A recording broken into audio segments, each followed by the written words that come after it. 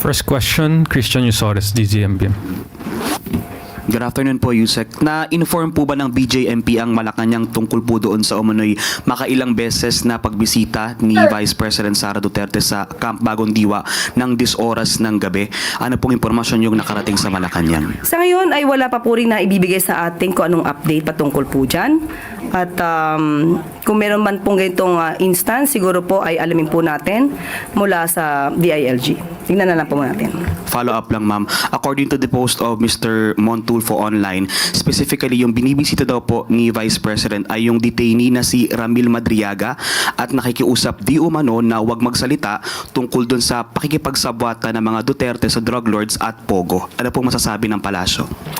Nabasa nga po ito at nadinig na po at nakita kung ano yung naging statement ito si Ramil Madriaga na di umano ay bagman ng Vice Presidente at nagsasabi pa na mga Pogo operators at drug lords ang siyang nag-finance sa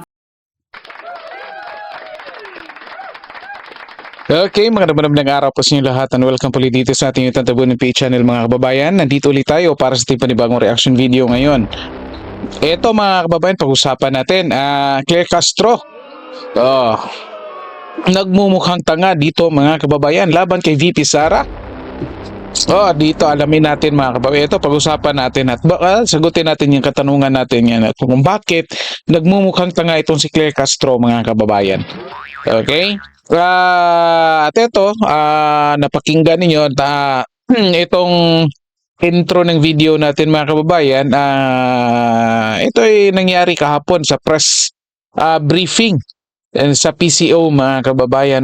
Ito na nga tinanong tungkol dito sa statement ni ito a certain Ramil Madriaga mga kababayan na kung saan ang daming questionable statement dito mga kababayan tungkol sa kaniyang mga akusasyon laban kay Vice President Sara Duterte. At I think alam nating lahat na itong si Ramil Madriaga mga kababayan ay criminal pala ito. Eto tingnan natin. Pag-usapan bakit nagmumukhang tanga dito si Claire Castro mga kababayan. Later explain ko sa inyo. Pero ito muna, uunahin natin. Imagine niyo mga kababayan, ito, unang-una yung media dito. Mas interested pa sila dito sa statement ni Montulfo. Bakit hindi sila mismo ang mag-conduct ng kanilang investigasyon mga kababayan? Mas naniniwala pa sila dito kay Montulfo. At ito naman yung Malacanang, natutuwa sila dito. Alam natin, nagkukunwari lang itong mukhang walang pakialam, pero alam natin, natutuwa ito. At i-explain natin mamaya kung sa tingin nila ay pabor ito dito kay PBBM yung pagsira nila dito kay VP Sara. Explain natin mamaya. Ito, patuloy muna natin mga kababayan. Bago natin patuloy, paki-like po and share ng videos natin. Then paki-subscribe din po ng ating channel. Ito mga kababayan. Pangangampanya ng Vice Presidente. Kung ano masasabi ng palasyo dito, mas maganda po siguro na si Vice Presidente muna ang inyong tanungin at kung ito kanya mapapasinungalingan. Ma'am, one last na lang po, related din to the Vice President. Today, may mga nag-file po ng complaints Ito na mga kababayan. Office Ito of the Ombudsman against the Vice President. Kabilang po doon yung plunder, graft, malversation, and other charges. Kaugnay po ng issue ng confidential funds, maybe get the palace's reaction and comment. Ito mga, bago natin pakinggan yung kasagutan dito ni Atty. Claire Castro Ito mga kababayan, anong sagot dito kanina ni Claire Castro doon sa katanungan na tungkol doon sa statement ni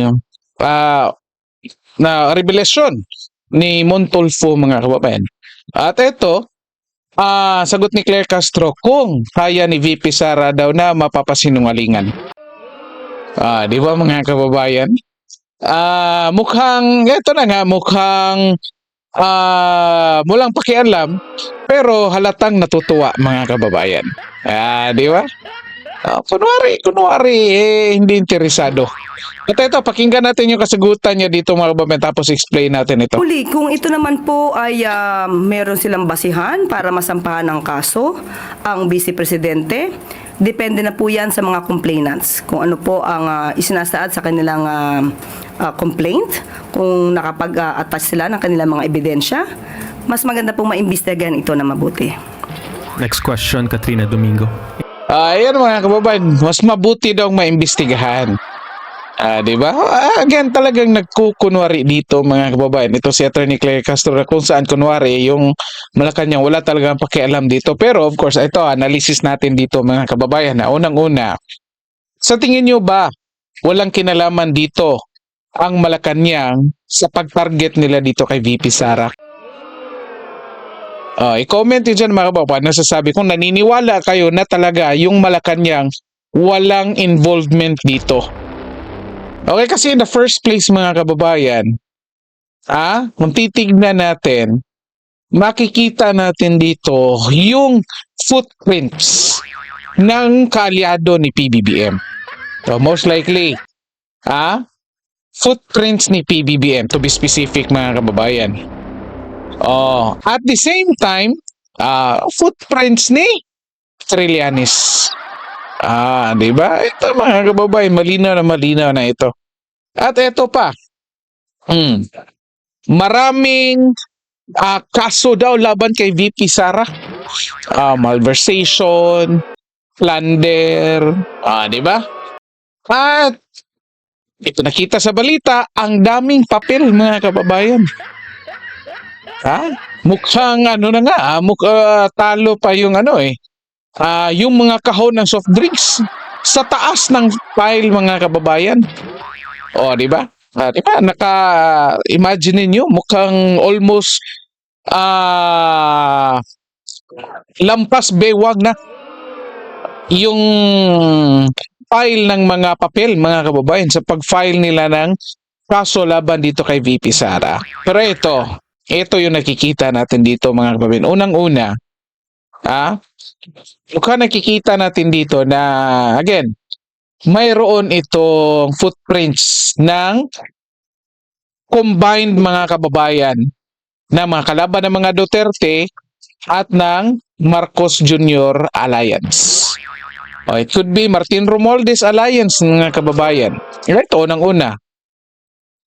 Sino ang familiar na gumagawa ng ganitong eksena mga kababayan kapag malapit ng eleksyon? At kanino ito ginagawa? Balikan natin si Jejomar Binay mga kababayan. Vice President Jejomar Binay. 2 years before mag-presidential election mga kababayan, nag-announce na si Jejomar Binay na tatakbo siya bilang presidente. Okay, kung babalikan natin, from behind si Jejomar Binay laban kay Marojas. Kasi sa mga surveys, mukhang kulelat si Jejomar Binay mga kababayan. And then suddenly, natalo niya si Marojas. Siya yung naging vice-presidente. Kaya nung nag-announce siya na tatakbo siya bilang presidente, anong ginawa ng mga kalaban? Lalong-lalo na ni Antonio Trillanes mga kababayan. Di ba ganito rin? Ganito. Kaya nga masasabi natin, ito footprints ito ni Trillanes mga kababayan. Footprints ito ni Trillanes. Okay, kahit anong deny nila dyan, kahit ipikit mo yung mga mata mga kababayan, kinggan mo yung mga statement dito, at ang pagpili ng taong magsasalita dito, footprints yan ni Trillanes. Natatandaan nyo si Bicoy. Si Bicoy criminal din, maraming kaso, scammer yun. Anong ginawa? Ayan, gumawa ng affidavit. Ngayon naman, ganito din. Kidnapper nga lang ito, mga kababayan. Yung kinuha nila. Di ba? Ngayon, may pasabi-sabi pa na bagba ni VP Sara. Okay? Eto ngayon, bakit nagmumukhang tanga dito itong si Claire Castro at ang buong Malacanang mga kababayan? Hindi nila alam.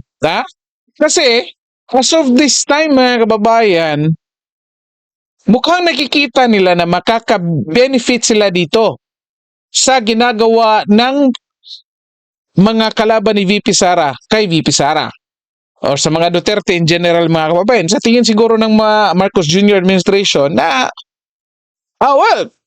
sinisiran lang si VP Sara, edi madadala tayo ng mga tao yan paitaas. Kung babagsak si VP Sara, maipatataas tayo. Yan ang maling akala nila, mga kababayan. Bakit? Ha? Kasi itong mga kalaban ni VP Sara, lalong-lalo na itong mga pink, mga kababayan, at ang mga makakaliwang grupo, walang pakialam ito sa Marcos Jr. administration. Kung sino lang ang nagbibigay, ang nag-finance nito, ang pinoprotektahan nila. At ang isa sa mga nakikita natin nito ay si Tamba. At ito ngayon, mga kababayan, tinatrabaho nila ngayon si VP Sara, mga kababayan, para mas madali na lang pagpapabagsak dito kay PBBM. Ha? Kasi imagine ninyo, mga kababayan, bakit hindi makasigaw ang million peso march at trillion peso march ng Marcos resign? Ha? Bakit? Kasi si VP Sara ang papalit. Anong gusto nilang isagaw? Both resign, Marcos and Duterte. So ngayon, walang kaso si VP Sara, wala naging issue. Kasi alam natin na yung impeachment laban sa kanya ay talagang magic lamang. So ito ngayon, kahit sinong grupo ang tatanungin mo, except for loyalist, mga kababayan, lahat yan gusto magpa-resign kay PBBM. Meron lang ding ibang grupo, lalong-lalo ng mga DDS, mga kababayan, ayaw nilang mag-resign si VP Sara. Yung mga pink lang naman ang gustong mag-resign si VP Sara. Regardless kung may gusto mag-resign si VP Sara or wala, malinaw dito na lahat ng grupong yan gustong mag-resign si PBBM. Yan ang hindi nakikita ng Malacanang ngayon. So anong mangyayari dito? Ito na nga, mukhang natutuwa itong Malacanang na may nag-file ng kaso laban dito kay VP Sara at sa susunod na taon may plano pang i-impeach si VP Sara. Akala siguro ni PBBM safe siya. Mga kababayan, hindi siya safe. In fact, siya na ang target dito. Malinaw na ito, mga kababayan, na ngayon, target nga lang si VP Sara, pero ang main goal dito ay paalisin or pabagsakin itong Marcos Jr. administration. Kung itong mga supporters ni Marcos Jr. at itong Malacanang, si Marcos Jr. mismo, mga kababayan, magtulog-tulog siya dito, katulad na ginagawa niya sa mga ibang issue sa problema ng ating bansa, hindi niya mamamalayan ito, papabagsakin na siya dito, mga kababayan. Sinisiguro lang ng mga taong ito na uunahin nila si VP Sara kasi para yung kapalit kay VP Sara yung tao na nagusto nila. Para pagpapabagsak na nila kay PBBM, yung taong gusto na nila ang automatic na papalit dito. Yun nga sabi natin ngayon, hindi nila kayang mapabagsak si Marcos kasi si VP Sara ang papalit. So uunahin muna nila si VP Sara dito. Yan, isip ulit pa ka natin, mga babae. Papabagsakin si VP Sara. File ng political dynasty kasi biniblame nila nagkakaproblema daw, nagkakalukuhan daw sa corruption, mga kababayan, dahil sa political dynasty na imbis kung titingnan natin ang layo-layo para lamang mapigilan itong si VP Sara, mga kababayan. Kaya ngayon, assuming magiging successful itong kasong final nila laban kay VP Sara at itong impeachment na ifa-file nila ngayong February, mga kababayan, assuming maging effective ito sa pagpatanggal dito kay VP Sara, Sa tingin nyo ba aabot pa si PBBM ng March tuloy, May 2028? Sa tingin ko mga kababayan, maswerte na aabot pa yan ng 1 buwan pagkatapos nilang mapatanggal si VP Sara. Kasi itong mga taong to, alam na nito kung anong kasalanan ni PBBM. Naiipit lang ito kasi si VP Sara ang papalit. Kaya once magkakaroon ng opportunity ito mapatanggal si VP Sara at matanggal nga si VP Sara, ilalabas na nito lahat ang paraan para mapatanggal itong si PBBM mga kababayan. So kaya ngayon, ito, ikaw Claire Castro, kung nagkatangatangahan ka dyan, hindi mo mai-communicate yan ng malinaw sa maraming tao at sa iyong amo, makagigising na lang kayo ng isang araw na magpapaalam na kayo ng hindi oras mga kababayan. Kasi nga, hinhayaan nyo itong mangyari. At natutuwa kayo dito sa ginagawa nila dito laban kay VP Sara. Na alam naman natin, kayo yung main target dito. Okay? Comment nyo dyan mga kababayan kung ano masasabi nyo dito. Okay, so dito lang po muna tayo. Paki-like po ang sharing videos natin and then paki-subscribe din po ng ating channel. Okay, maraming salamat sa lahat at magandang araw po sa inyo.